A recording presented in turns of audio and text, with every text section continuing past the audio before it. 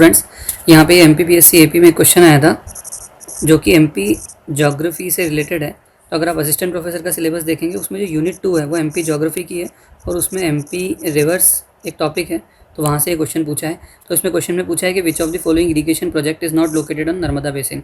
तो आप ये हमको रिवर प्रोजेक्ट देखना है और बताना है कि नर्मदा रिवर से रिलेटेड कौन सा प्रोजेक्ट नहीं है।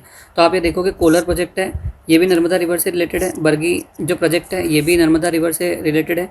मान project this is also related to Narmada river. और राजघाट प्रोजेक्ट जो है ये बेतवा रिवर से रिलेटेड है। अगर हम और देखेंगे कोलार प्रोजेक्ट जो है वो सीहोर में है फ्रेंड्स। फिर जो बारगी प्रोजेक्ट है ये जबलपुर में है, बारगी डैम।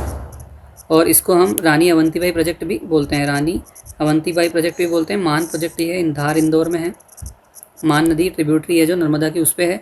राजघाट डैम देखोगे बेतवा रिवर पे है फ्रेंड्स, ठीक है। और ये बेतवा रिवर आप देखोगे दिस इज़ एमपी, इस तरह से हमारा एमपी है।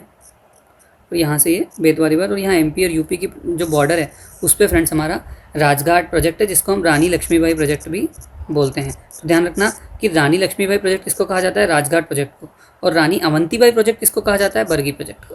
तो आप ये याद रखेंगे। तो ध्यान रखना फ्रेंड्स, ये यूनिट 2 एमपीपीएससी जो असिस्टेंट प्रोफेसर का सिलेबस है एमपी ज्योग्राफी, वहाँ से ये क्वेश्चन पूछा गया है। अभी जो हम असिस्टेंट प्रोफेसर का कोर्स पढ़ रहे हैं जिसमें हम ऑलमोस्ट पूरी जो कंप्लीट एमपी जीके हम पढ़ेंगे, जो कि किसी भी एग्ज़ाम से आप किसी भी एग्ज़ाम में आप एमपी जीके का सिलेबस होगा तो वहाँ पूरा एमपी आता है, तो हम पूरा एमपी कवर करेंगे।